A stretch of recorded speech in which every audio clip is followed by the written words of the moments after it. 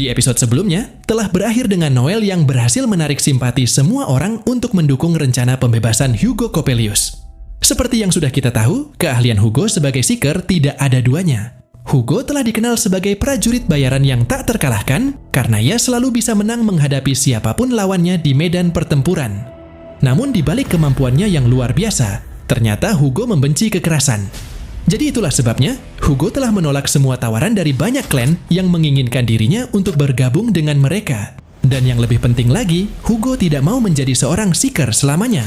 Satu-satunya alasan Hugo menjadi prajurit bayaran semata-mata hanya demi uang untuk membangun karirnya sebagai pembuat boneka. Dari sudut pandang mereka yang bekerja mati-matian sebagai Seeker, tentunya itu adalah motif yang tidak bertanggung jawab dan penghinaan. Namun berhubung di industri Seeker segalanya adalah tentang hasil. Dengan memiliki prestasi yang luar biasa, Hugo bisa membungkam semua orang, tidak peduli meskipun motifnya tidak murni. Pada saat Hugo mencapai puncak kesuksesannya sebagai seorang Seeker di usia 21 tahun, dia telah diundang makan malam bersama seorang wanita di sebuah restoran paling bergengsi di ibu kota. Wanita itu adalah seorang elf bernama Sharon Valentine. Wajahnya anggun dan rambutnya berwarna putih keemasan berkilau, dan dia memakai jaket berkancing ganda yang menyerupai seragam militer. Tujuan Sharon mengundang Hugo adalah untuk memburunya. Tapi Sharon berbeda dari yang lain, karena dia adalah wakil master klan Supreme Dragon Corps yang terkuat di ibu kota dan klan tingkat teratas dalam regalia. Seperti yang kita bahas sebelumnya, Hugo tidak pernah tertarik untuk bekerja sebagai Seeker. Namun mengingat Sharon adalah sang ahli strategi yang hebat dan banyak inovasi bela dirinya yang telah memberi pengaruh signifikan pada Hugo. Ternyata Hugo tidak bisa mengabaikan Sharon begitu saja, apalagi dia telah mengagumi Sharon sejak lama. Setelah Hugo dan Sharon menikmati makanan mereka, Sharon mulai berterus terang bahwa klan Supreme Dragon Corps bersedia memberikan tawaran yang bagus jika Hugo mau bergabung dengan mereka.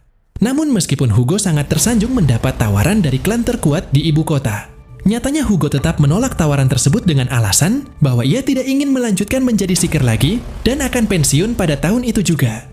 Sharon yang mengetahuinya tentu jadi sangat terkejut dan tidak menyangka kalau orang sehebat Hugo malah ingin pensiun jadi Seeker. Hingga setelah Hugo menjelaskan bahwa ia berencana akan memulai hidup yang nyaman sebagai pembuat boneka. Lagi pula alasannya menjadi Seeker selama ini hanya untuk menghasilkan uang demi mencapai tujuannya itu.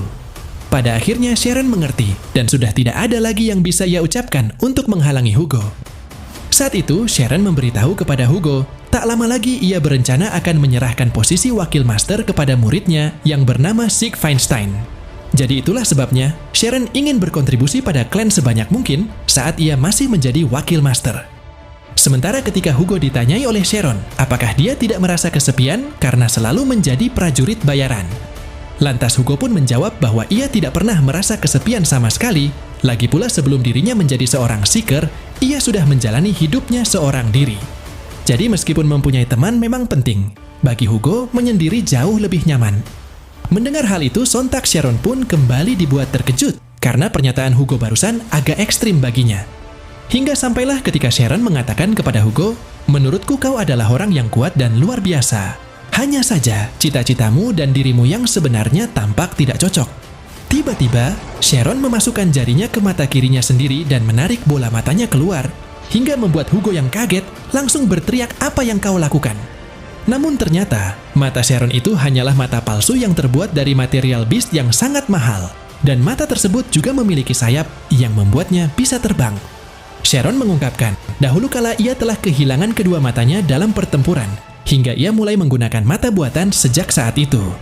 Kedua matanya memiliki fungsi yang cukup praktis, yang membuat Sharon bisa memata-matai apa saja, termasuk Hugo. Di mana yang satu bisa terbang kemanapun sesuai keinginan Sharon, sedangkan mata yang satunya lagi dapat menyampaikan apapun yang dilihatnya kepada Sharon kembali. Hugo yang mendengarnya langsung menghela nafas dalam-dalam, karena ia tidak menyangka kalau Sharon telah memata-matai dirinya. Berdasarkan dari yang Sharon selidiki, gaya bertarung Hugo sama hebatnya seperti yang dikatakan oleh semua orang. Dan memang benar bahwa job puppeteer adalah yang terkuat dari job lainnya. Tapi justru hal itulah yang membuat Sharon jadi berpikir, sepertinya job itu tidak memuaskan Hugo. Karena Hugo yang terlalu hebat dalam segala hal malah jadi tidak memiliki gairah. Bahkan ketenaran pun takkan menggerakkannya. Sharon tahu, Hugo telah menjadi orang yang terlalu terbiasa untuk menyerah, karena masa lalunya yang membuatnya seperti itu. Namun menurut Sharon, tidak ada salahnya jika Hugo mencoba memiliki teman. Karena teman tidak hanya ada untuk saling membantu, tapi mereka juga bisa menjadi saingan yang saling mendukung dan mendorong satu sama lain untuk tumbuh. Setelah mendengar semua itu, lantas Hugo pun langsung bertanya kepada Sharon, "Apa kau mencoba membuatku memikirkan ulang jawabanku?" Namun karena Sharon bukanlah orang yang terlalu gigih seperti itu, Sharon hanya ingin Hugo menganggap ucapannya tadi sebagai nasihat, dan ia harap Hugo harus terus menjadi seeker. Menurut Sharon, Hugo adalah harta karun di dunia seeker. Jadi jika Hugo tetap menjadi seeker, Sharon yakin Hugo pasti akan bertemu dengan seseorang yang benar-benar ingin menjadi temannya. Dengan begitu, lubang di hati Hugo akibat kebiasaan menyerah itu akan sembuh karena ada teman yang akan memotivasi dirinya. Namun berhubung setelah beberapa waktu berlalu, Hugo masih saja tidak mempedulikan nasihat dari Sharon dan tetap memutuskan pensiun sebagai seeker demi menjadi pembuat boneka. Sialnya Hugo malah mengalami nasib buruk yang membuatnya membusuk di penjara atas kejahatan yang tidak dilakukannya. Scene kemudian kembali berfokus ke situasi saat ini, yang mana setelah Noel berhasil mempengaruhi berbagai tokoh terkemuka, media, dan bahkan bangsawan untuk mendesak Departemen Kehakiman agar mencabut hukuman mati Hugo. Kini situasi Hugo telah membaik dari sebelumnya, dan keadaannya benar-benar lebih beradab. Pertama-tama, ia sekarang sudah dipindahkan ke ruangan tahanan khusus bangsawan yang ada tempat tidur dan toilet. Hugo juga punya waktu luang untuk memperbaiki penampilannya. Rambutnya telah dipotong, janggutnya dicukur bersih, dan meskipun pakaiannya sederhana, kualitasnya tidak buruk. Borgol yang menghalangi Hugo menggunakan keahliannya kini telah dilepas. Selain itu, Hugo juga diberikan makanan yang lebih baik dan menerima suplemen, sehingga ia mulai memulihkan kekuatannya lagi, meskipun tubuhnya masih kurus. Bahkan jika dia meminta bantuan kepada penjaga penjara, para penjaga penjara itu juga bersedia membantunya, seperti membawakan buku atau koran. Hingga sampailah ketika Hugo melihat koran yang memberitakan tentang dirinya yang telah dijebak, dan Master Clan Wild Tempest Noel Stolen telah memamerkan buktinya di simposium. Disitulah akhirnya Hugo sadar, ternyata Noel benar-benar serius untuk membebaskannya dari penjara ini. Meskipun pelaku sebenarnya belum tertangkap, setidaknya sekarang sudah tidak ada lagi yang menganggap Hugo sebagai penjahat. Tapi sebaliknya, masyarakat justru menuntut Departemen Kehakiman untuk segera membebaskan Hugo. Di sisi Departemen Kehakiman sebenarnya juga sudah mencoba menggelar konferensi pers untuk menjelaskan keadaannya. Namun karena yang mereka lakukan hanya mencari-cari alasan, dan tidak ada yang bisa meredakan kemarahan rakyat, kemungkinan besar Menteri Kehakiman saat ini pasti akan dicopot dari jabatannya. Untuk sementara Hugo memang masih resmi dijatuhi hukuman mati, karena dia harus menjalani proses banding terlebih dahulu. Tapi setelah semua bukti ketidakbersalahannya diajukan ke pengadilan dan pemeriksaan ulang telah dimulai, maka bisa dipastikan Hugo akan segera dibebaskan. Diceritakan sejak Hugo menjadi pembuat boneka, ia hanya hidup sendirian dan tidak pernah dekat dengan siapapun. Jadi itulah sebabnya Hugo menjadi sasaran yang sempurna untuk dijebak atas kejahatan karena ia tidak punya teman yang bisa menyelamatkannya. Seumur hidupnya Hugo tidak pernah bermimpi bahwa ia akan berakhir di hukuman mati. Namun setelah ia membusuk di penjara dalam waktu yang cukup lama, akhirnya Hugo pun mulai merenungkan kesalahannya di masa lalu, dan ia menyesal karena tidak mendengarkan nasihat Sharon. Hugo bertanya-tanya apakah mungkin baginya untuk berubah, sebab ia masih tidak dapat membayangkan kalau dirinya akan hidup dengan orang lain. Tapi setelah semua yang telah terjadi, kini hanya ada satu hal yang Hugo ketahui, yaitu Noel Stolen lah sang seeker terkuat yang pernah ada. Selama bertahun-tahun Hugo menjadi prajurit bayaran, Hugo telah mengenal banyak seeker. Tapi ia belum pernah melihat atau mendengar siapapun yang bisa bertarung seperti dirinya. Namun setelah melihat bakat Noel yang luar biasa, bahkan dia juga mampu memimpin pemerintahan dengan sangat cepat. Kini Hugo sudah mulai menganggap Noel sebagai yang terkuat, tidak peduli meski Noel memang jauh lebih lemah dalam hal fisik daripada petarung lain. Seekor ular, itulah kata yang pernah terucap dari mulut Hugo untuk menggambarkan karakter Noel yang sesungguhnya. Hingga di saat Hugo mengetahui bahwa Noel telah menggunakan simbol ular bersayap untuk klan Wild Tempest. Seketika Hugo pun langsung tertawa terbahak-bahak sampai berlinang air matanya. Karena ia tidak pernah menyangka kalau Noel benar-benar akan menggunakan nama yang pernah ia berikan. Dan secara tidak langsung, hal itu juga telah mengobarkan api semangat di dalam diri Hugo untuk menjadi seeker lagi. Scene kemudian berfokus ke sisi Noel. Seperti yang telah Noel rencanakan, ia berhasil membuat opini publik berada di pihak Hugo, dan pihak administrasi sedang berusaha keras menanggapinya. Sebuah kelompok warga telah dibentuk dan pemimpinnya adalah Count Lester Graham. Namun tentu saja, Noel lah yang menjadi sutradaranya di balik layar. Setelah kekejaman Departemen Kehakiman dipublikasikan, Noel juga berhasil membuat pemerintahan mencopot jabatan Menteri Kehakiman saat ini, dan Graham lah yang akan menggantikannya.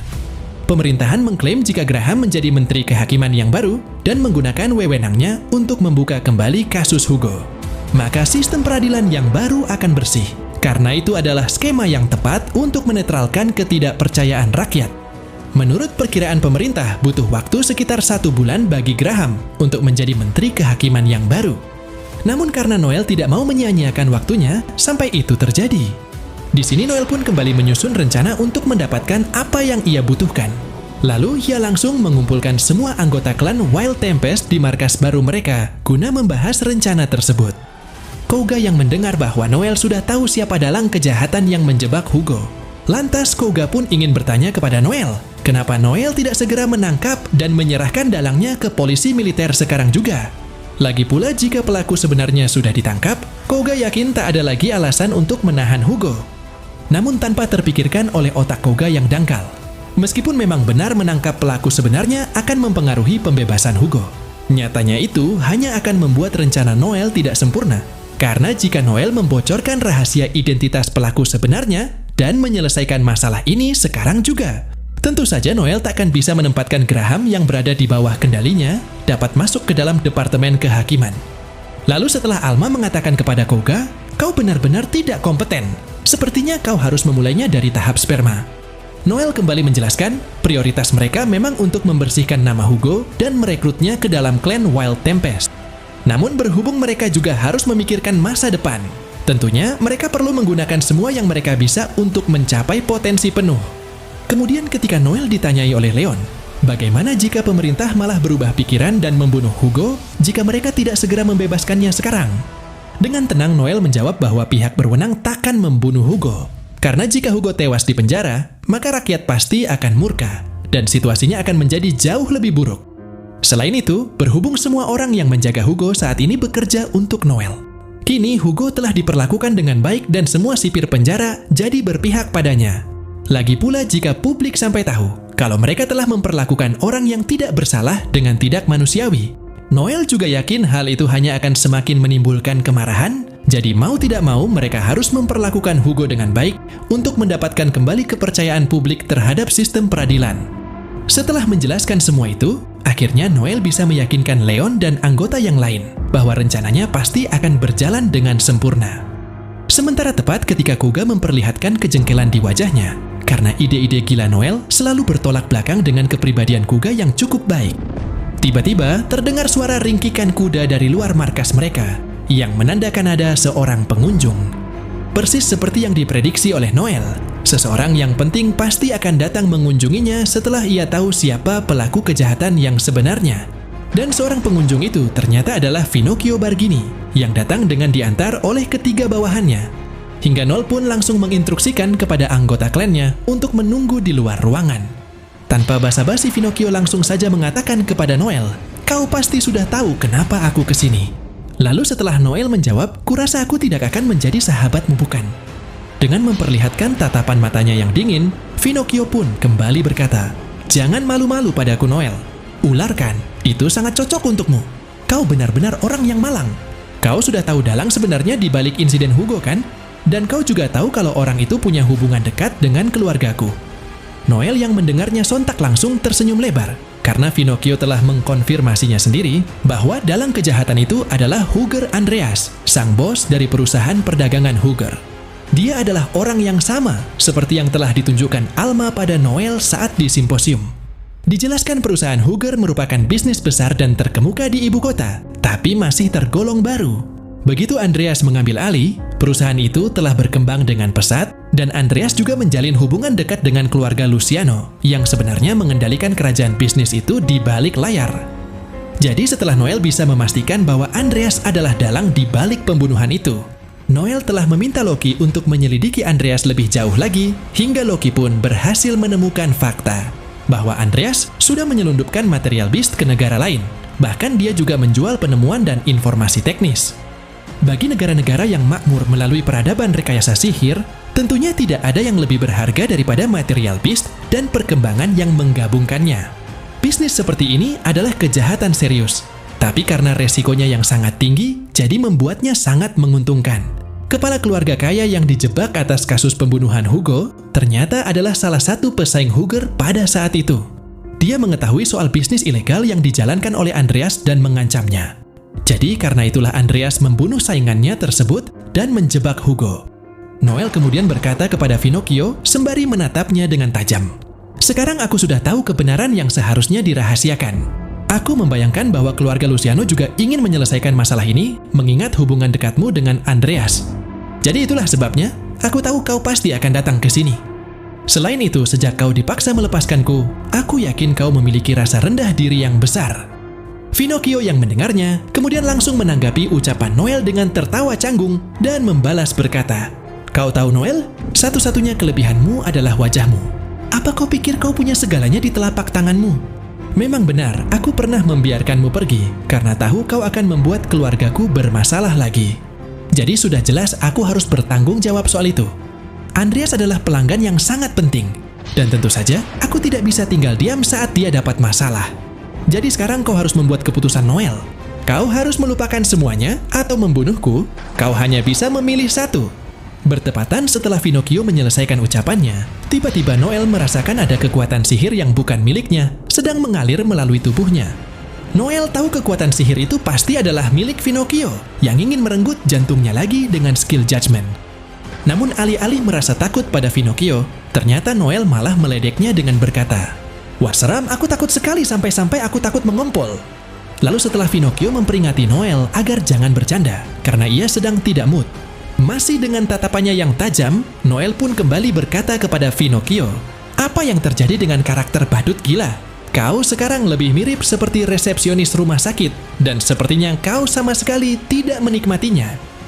Bagi Pinocchio sekalipun ia memutuskan untuk hidup sebagai bocah ingusan, ia akan tetap memainkan perannya. Karena itulah yang disebut menjadi seorang pria. Jadi tidak peduli sedekat apapun hubungannya dengan Noel. Sebagai seorang yang bertanggung jawab di keluarga Luciano, Pinocchio tetap harus menghentikan rencana Noel demi melindungi sesuatu yang lebih penting bagi keluarganya. Meskipun kenyataannya Pinocchio memang kejam, Noel mengakui ia tidak bisa membenci Pinocchio. Bahkan sebenarnya Noel cukup menyukainya. Karena tidak seperti Albert yang picik, menurut Noel Pinocchio benar-benar pria sejati. Noel kemudian mencoba memperingati Pinocchio bahwa dirinya yang sekarang tidak seperti dulu. Jadi jika Pinocchio benar-benar ingin membunuhnya, maka Pinocchio lah yang akan mati. Karena ketiga rekan Noel pasti akan segera menyerbu ke sini saat ia memberi perintah. Pinocchio yang mendengarnya tidak memungkiri bahwa Noel sekarang memang punya tim yang hebat. Bahkan meskipun dirinya adalah rank A, Pinocchio tidak yakin bisa mengalahkan mereka. Tapi meski begitu, Pinocchio tetap tidak akan membiarkan Noel hidup. Lagi pula ia rela mempertaruhkan nyawanya sendiri demi membela keluarganya. Hingga sampailah ketika Noel kembali mengatakan bahwa kesetiaan Pinocchio pada keluarganya itu telah keliru. Karena jika Pinocchio benar-benar memikirkan keluarga, seharusnya Andreas lah yang harus dia singkirkan. Akhirnya Pinocchio pun jadi mulai sedikit goyah dan juga bertanya-tanya, kenapa Noel berpikiran seperti itu. Noel kemudian mengeluarkan setumpuk kertas dari laci mejanya dan langsung menyerahkannya kepada Pinocchio. Hingga di saat Pinocchio mengetahui bahwa kertas itu berisi tentang rencana Noel yang ingin mengadakan turnamen terbuka untuk semua seeker. Sontak Pinocchio pun langsung berteriak karena kaget, padahal dia baru membaca halaman pertamanya saja. Noel menjelaskan, berhubung turnamen tersebut akan menjadi kompetisi seeker pertama di Kekaisaran. Tentunya ada banyak keuntungan yang bisa didapat dan nilainya juga sangat tinggi. Namun karena Pinocchio masih tidak yakin bahwa Noel bisa mewujudkan turnamen seperti itu, ditambah lagi tidak akan ada seeker yang mau berpartisipasi karena takut cedera. Lantas Noel pun kembali melanjutkan penjelasannya bahwa mereka hanya perlu membuat aturan yang tepat. Lagi pula ia juga sudah mendapat tanda tangan persetujuan kontrak dari beberapa nama besar yang tertarik. Dan salah satunya adalah Sieg Feinstein, sang wakil Supreme Dragon Corp. Pinocchio yang mengetahui bahwa Sieg Feinstein telah terlibat dalam rencana itu. Sontak ia pun langsung tercengang dan tidak percaya bagaimana Noel bisa membuat orang terkuat seperti Sieg mau menandatangani kontraknya. Lalu sembari tersenyum Noel menjawab, "Bagaimana menurutmu? Kedengarannya memang akan terjadi bukan? Jika kau mau, aku bisa saja memasukkan satu halaman lagi ke dalam rencana itu, sehingga kau dapat menjalankan semuanya, lalu menjadikannya acara rutin. Menurutmu, berapa banyak hasil yang akan diperoleh? Ya, setidaknya itu akan jauh lebih banyak daripada apapun yang bisa kau dapatkan dari Andreas. Bahkan lebih banyak daripada yang akan Andreas berikan padamu di masa depan. Mendengar semua itu, sontak Vinoki pun jadi tampak gemetar dan hanya bisa menjawab, iya. Namun ternyata Noel tidak berhenti sampai di situ saja untuk mengejutkan Pinocchio, karena Noel juga sudah menyiapkan rencana yang lebih gila lagi, yaitu dia akan membantu Pinocchio untuk menjadi bos besar keluarga Luciano yang baru, agar Pinocchio dapat mengendalikan seluruh keluarga Yakuza yang lainnya. Pinocchio yang mendengarnya tentu jadi semakin terkejut dan tidak habis pikir. Bagaimana mungkin bocah seperti Noel bisa memikirkan rencana segila itu? Lalu sembari Noel yang berjalan mendekati Pinocchio dan menatapnya dengan tajam sama seperti terakhir kali. Dengan penuh percaya diri Noel kemudian berkata, "Rajaku adalah aku sendiri dan tidak ada seorang pun yang bisa menghalangiku. Pinocchio, kau akan menjadi kepala keluarga Luciano dan mengendalikan kekaisaran di balik layar. Sedangkan aku akan menjadi pejabat tinggi yang akan menjalankan wewenangku di depan umum dengan terhormat. Lalu jika kita bekerja sama, maka kekaisaran ini akan menjadi milik kita." Bersamaan dengan wajah Pinocchio yang jadi tampak pucat setelah mendengar tekad Noel. Secara tidak langsung, Pinocchio pun telah melangkah mundur karena takut. Lalu ia bertanya, apakah Noel mencoba merebut tahta kaisar? Namun tidak seperti yang dipikirkan oleh Pinocchio, ternyata Noel tak pernah tertarik untuk berkuasa. Melainkan yang Noel inginkan adalah posisi terkuat yang tidak akan dibantah oleh siapapun. Dan menurutnya inilah jalan menuju puncak. Pinocchio yang mendengarnya, tanpa sadar ia telah mundur satu langkah lagi karena semakin takut dengan Noel. Dan pada akhirnya, Noel pun berhasil membalikkan keadaan. Bahkan justru Pinocchio lah yang jadi dipaksa untuk membuat keputusannya. Apakah dia mau mati demi orang seperti Andreas, atau mau memanjat sampai ke puncak bersama Noel? Lalu setelah Pinocchio menggertakkan giginya saat menyetujui rencana Noel, di saat itu juga, Pinocchio langsung pergi dari sana dalam keadaan yang sangat frustasi. Karena sekali lagi, ia telah dikalahkan oleh Noel si ular. Nah, jadi inilah keseluruhan cerita dari video sebagai peran pendukung terburuk si juru bicara kali ini. Terima kasih buat teman-teman yang sudah nonton sampai selesai. Kira-kira akan ada keseruan apa lagi setelah ini? Tetap nantikan update video lanjutannya hanya di channel Onobe.